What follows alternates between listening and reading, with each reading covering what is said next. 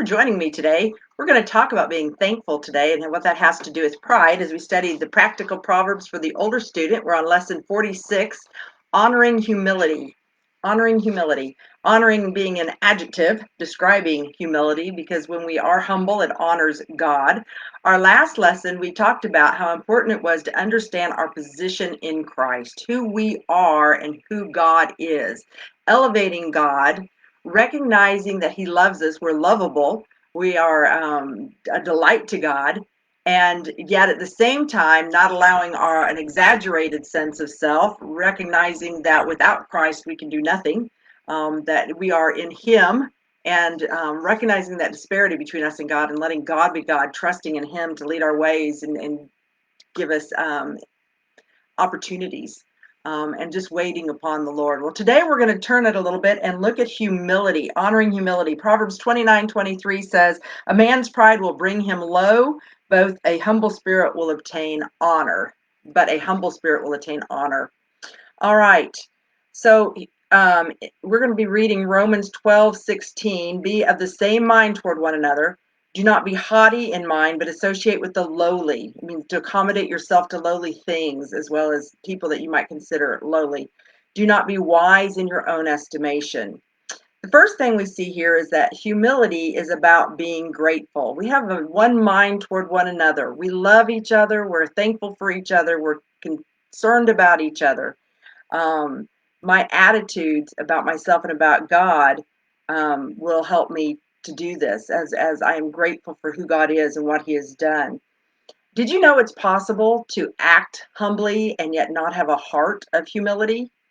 That's called false humility. Someone who is, oh, well, ingratiating themselves to someone else and, oh, well, I'll just do this. And I know I know I'm not as good as you. And that's a put off to God as well, because there's a real falsehood and a lie indwelt in that. Today we're going to talk about 6 characteristics of humility. The first way to figure out humility is that positioning with Christ. The second way is to have that thankful heart. Um, and I just go over and over again that when we're thankful for what we have, where we're at, what God has given us, the way He created our outer body, our container that we're in, when I get dissatisfied, I lose my contentment, I lose my joy, I lose my peace.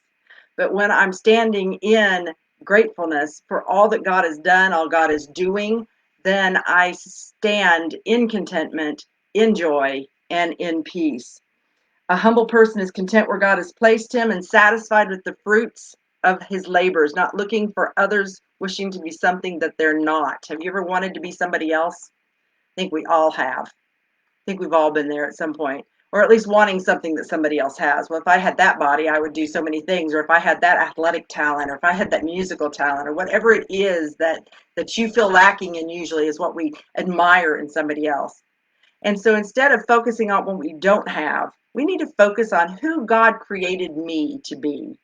What are the skills, the talents, the gifts, the personality, the compassion that God has given me? And how can I use that in my everyday life and encouraging others, teaching others, lifting others up? There is a kind of man, it tells us in Proverbs, there's a kind of man whose teeth are like swords, and his jaw teeth like knives to devour the afflicted from the earth and the needy from among men. We don't want to be devouring others, trying to lift ourselves up.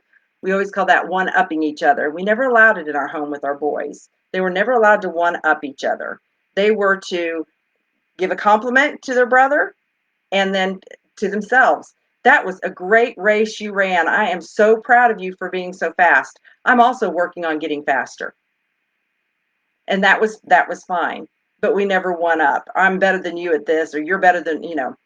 So you're going to find out and come up with a list of 6 things that we will be like if we have humility in our hearts.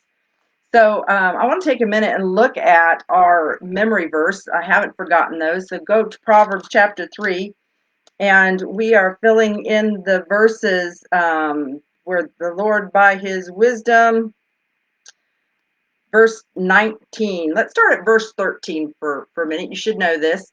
How blessed is the man. That's where we're going to start. How blessed is the man who finds wisdom and the man who gains understanding. For her profit is better than the profit of silver, good, and her gain better than fine gold.